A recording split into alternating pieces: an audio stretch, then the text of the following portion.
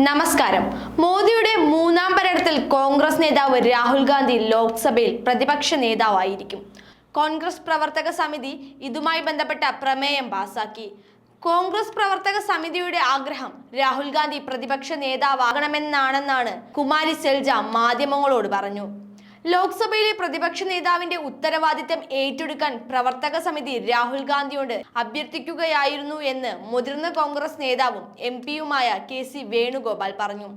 തിരഞ്ഞെടുപ്പ് പ്രചാരണത്തിൽ രാഹുൽ ഗാന്ധി നടത്തിയ ശ്രമങ്ങളെ കോൺഗ്രസ് പ്രമേയം പ്രശംസിക്കുകയും ഉണ്ടായി. മുൻ കോൺഗ്രസ് അധ്യക്ഷൻ കൂടിയായ രാഹുൽ നടത്തിയ ഭാരത് ജോഡോ യാത്രയും ഭാരത് ജോഡോ ന്യായ് യാത്രയും തിരഞ്ഞെടുപ്പിൽ വലിയ സ്വാധീനം ചെലുത്തിയെന്നാണ് കോൺഗ്രസ് നേതൃത്വം വിലയിരുത്തുന്നത്.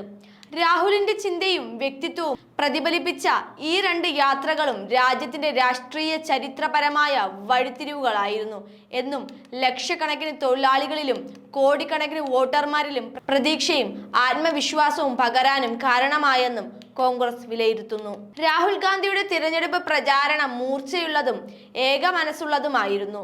മറ്റേതൊരു വ്യക്തിയെക്കാളും നമ്മുടെ രാജ്യത്തിന്റെ ഭരണഘടനയെ സംരക്ഷണത്തെ 2024 തെരഞ്ഞെടുപ്പിൽ കേന്ദ്ര വിഷയമാക്കുന്നതിലും മുഖ്യ പങ്ക് വഹിച്ചു.